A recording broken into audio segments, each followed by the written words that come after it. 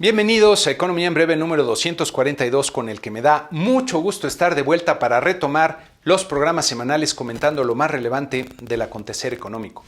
Vaya que tenemos muchos temas para comentar, como pueden ver en esta lámina que presenta lo acontecido. Comenzamos con la aparición de una nueva variante del COVID denominada Omicron, que está generando preocupación entre las autoridades sanitarias del mundo, aunque se desconoce todavía si resultará más contagiosa o letal que las anteriores o si será más resistente a las vacunas actuales. Por lo pronto, y ante el repunte de casos, diversos países están retomando medidas de contención, entre las que se incluyen restricciones de viaje y el uso de cubrebocas, aunque todavía no se recurre a confinamientos estrictos.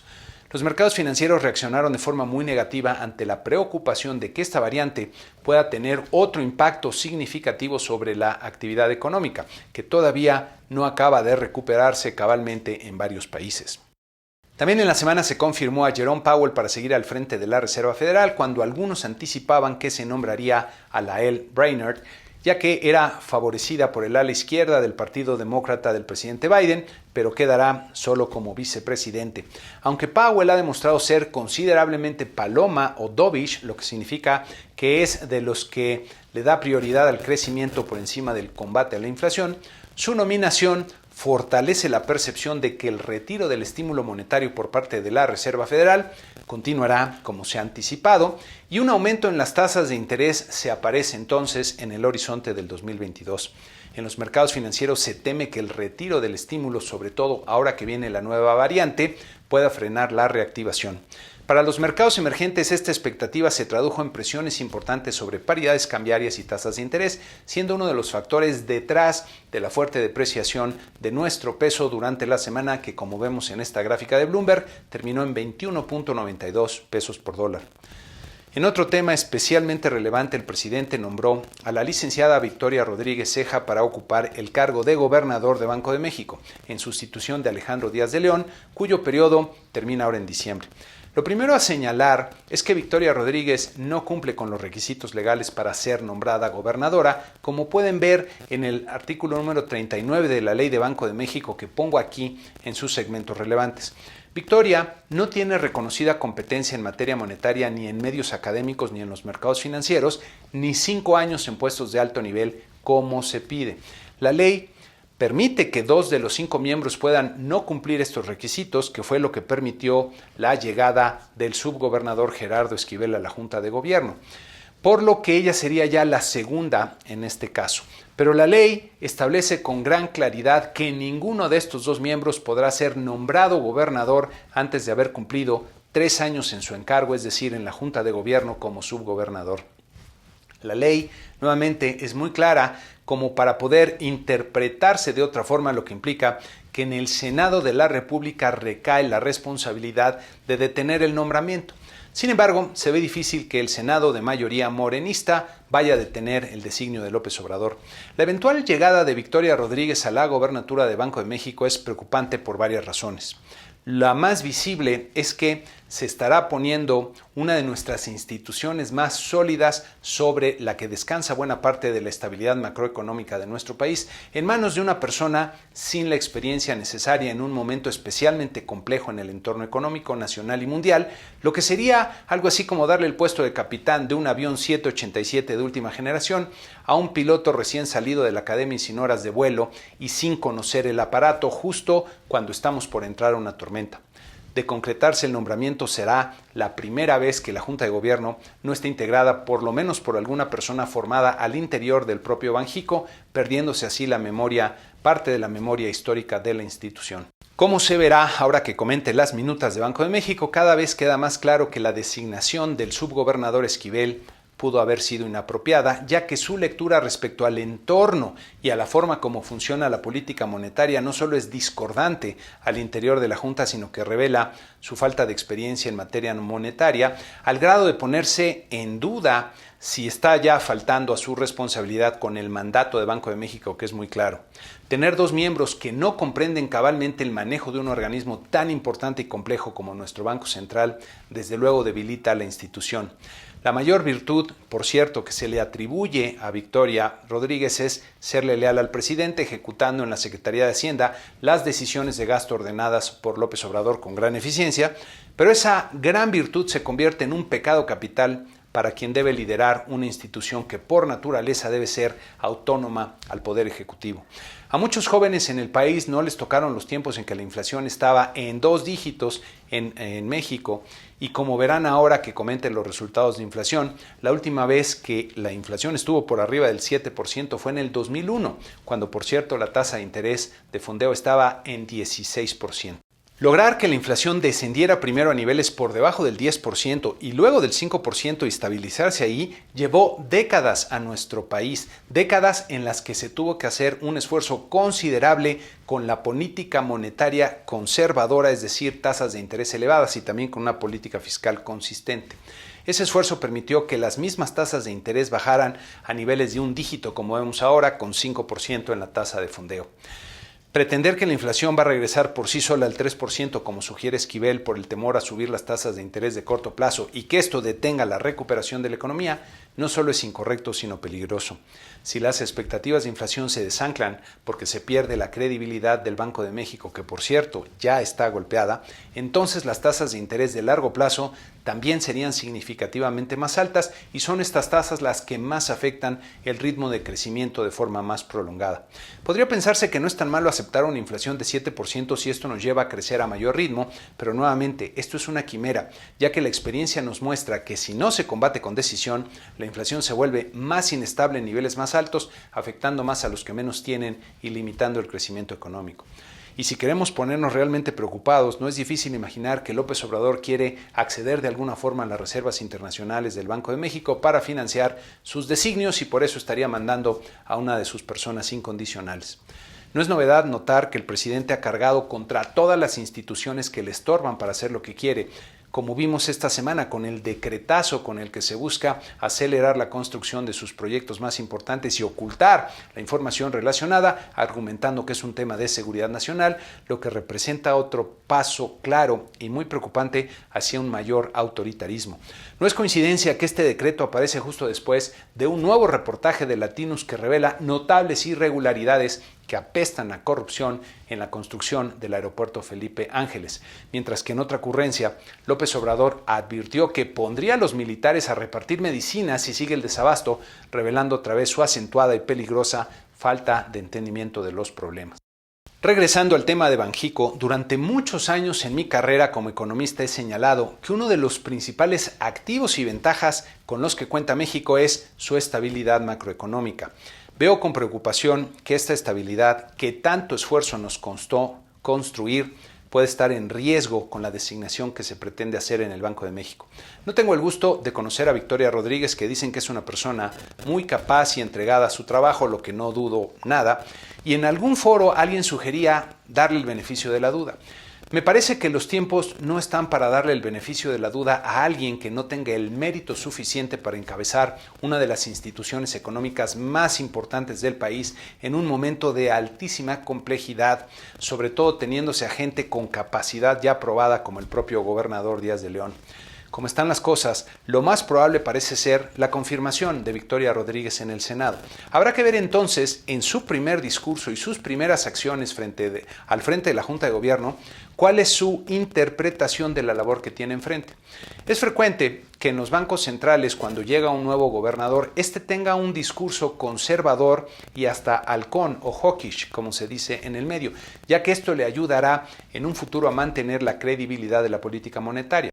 Para Banxico, ahora que la inflación está en el nivel más alto de las últimas 2 décadas, son necesarias acciones más decididas, es decir, un ritmo de incremento mayor en las tasas de interés. Si Victoria Rodríguez se estrena con un buen discurso donde reafirma que el mandato y principal contribución que puede hacer el Banco Central a la economía es asegurar la estabilidad de precios y consigue un incremento de al menos 50 puntos base en la primera decisión, entonces estaría allanando su camino para los próximos 6 años del encargo, ayudando también a combatir el brote inflacionario. Si por el contrario se alinea con la postura de Esquivel y da prioridad al crecimiento económico deteniendo el alza en tasas de interés, entonces esto sería aceptar para México una inflación mayor al objetivo, lo que podría no solo tener reacciones en los mercados financieros como presiones adicionales sobre el tipo de cambio y mayores alzas en las tasas de interés de largo plazo, sino que en lugar de promover el crecimiento económico se reduciría aún más el potencial de crecimiento del país para los próximos años. En fin, ya veremos. Pasando a los indicadores, el Producto Interno Bruto registró durante el tercer trimestre una caída de 0.4% real respecto al trimestre anterior. El PIB es la suma de los bienes y servicios producidos al interior del país y es también la cifra más importante para describir la marcha de la economía. Cuando el PIB está creciendo a buen ritmo, esto quiere decir que hay un entorno favorable, ya que las empresas están viendo que sus ventas crecen, lo que las anima a invertir para aumentar su capacidad productiva y contratar más personal. Los hogares observan que es fácil encontrar empleo y tienen buenas perspectivas de sus ingresos futuros, por lo que se animan a aumentar su consumo y su gasto en distintos bienes y servicios.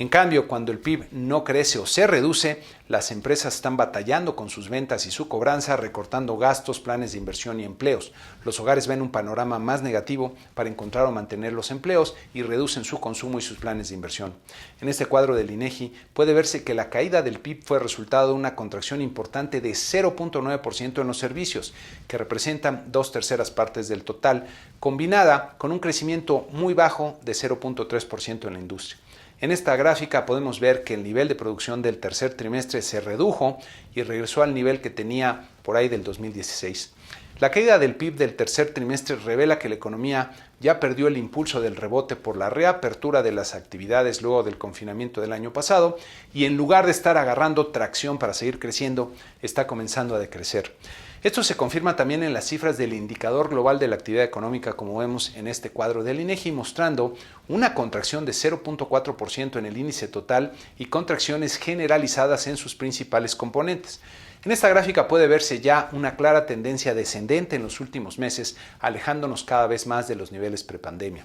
Las cifras de este tercer trimestre son especialmente relevantes ya que no están tan distorsionadas, si me permiten decirlo así, por los vaivenes producidos por el confinamiento y el rebote y dejan ver una economía que sigue perdiendo ritmo, tal como ocurría ya en el 2019. En esta otra gráfica, donde cambiamos el rango de tiempo y redujimos el rango del eje vertical, puede verse con más claridad un cambio de tendencia en la actividad económica que coincide, lo que no es coincidencia, con el resultado electoral. Nuestra economía sigue en un declive cada vez más pronunciado, lo que debería servir para que el presidente reflexionara seriamente sobre su estrategia económica y corrija el rumbo, sobre todo porque las circunstancias nos presentan con una oportunidad histórica para el desarrollo del país y la generación de mayor prosperidad y bienestar, que espero poder comentar la siguiente semana.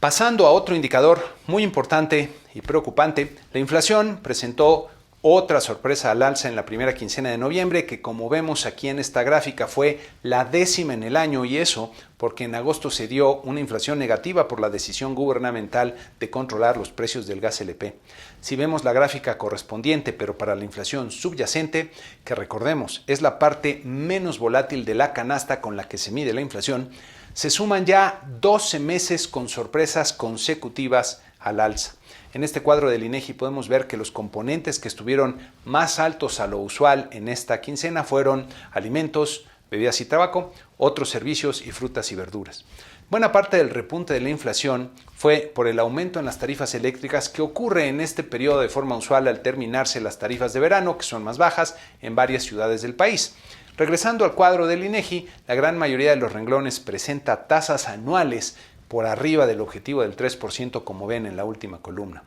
En esta gráfica pueden ver que desde el 2001 no se observaba en México una tasa de inflación anual por arriba del 7%, como fue ahora el caso, y ya comentaba, superándose incluso los picos que se observaron en el 2017 con el gasolinazo y en el 2008 y 2009 con la depreciación del tipo de cambio como resultado de la crisis financiera global. En esta otra gráfica, que es la más preocupante, vemos la inflación subyacente anual alcanzando más de 5.5% por primera vez desde el 2009.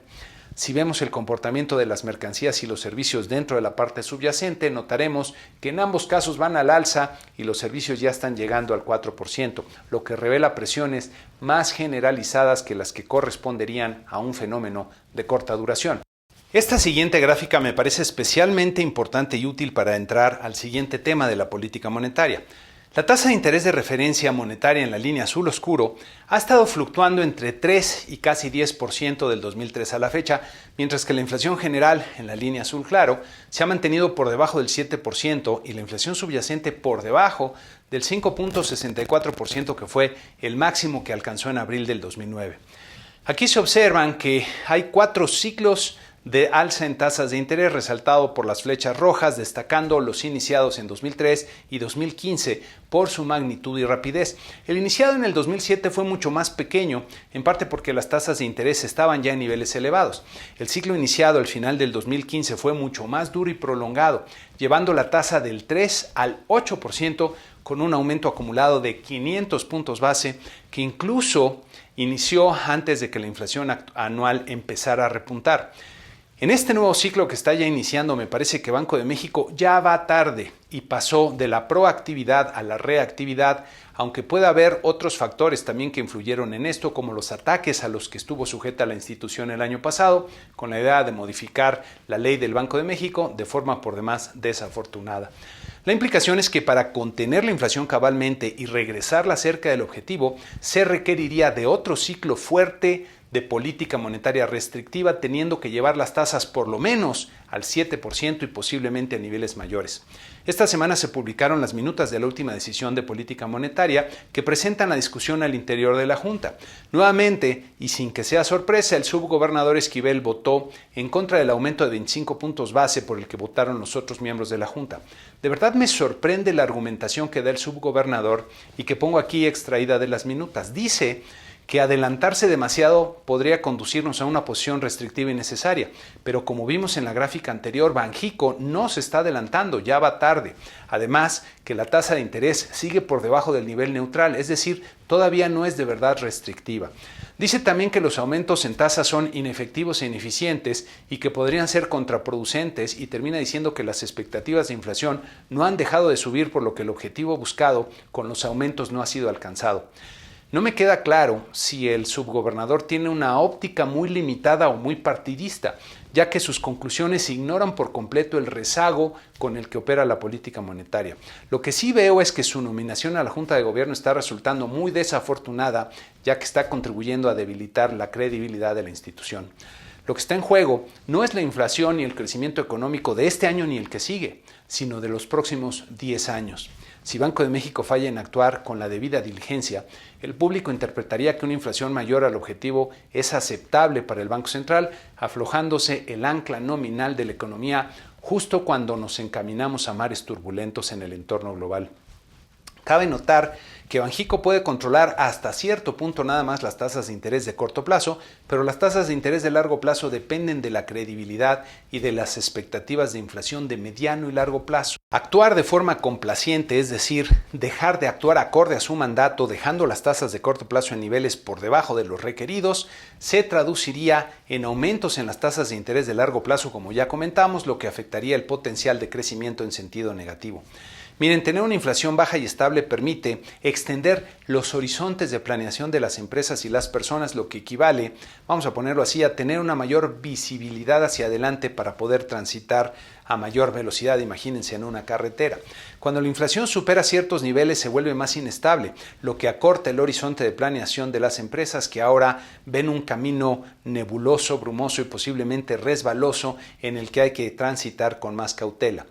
Permítanme una reflexión que considero importante con estas imágenes. ¿Cuáles son las diferencias entre el billete de arriba y los de abajo?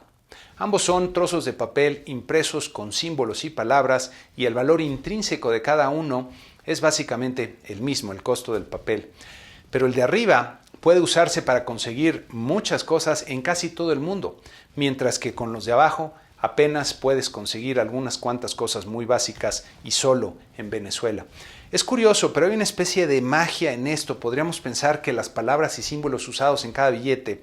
permiten ver quién los emite y sobre todo la credibilidad del emisor, mientras que la Reserva Federal de Estados Unidos goza de gran credibilidad a nivel mundial, lo que les ha permitido imprimir un montón de estos papelitos y que sigan siendo aceptados en todo el mundo. El Banco de Venezuela ha tenido que retirar ya varias veces varios ceros de sus billetes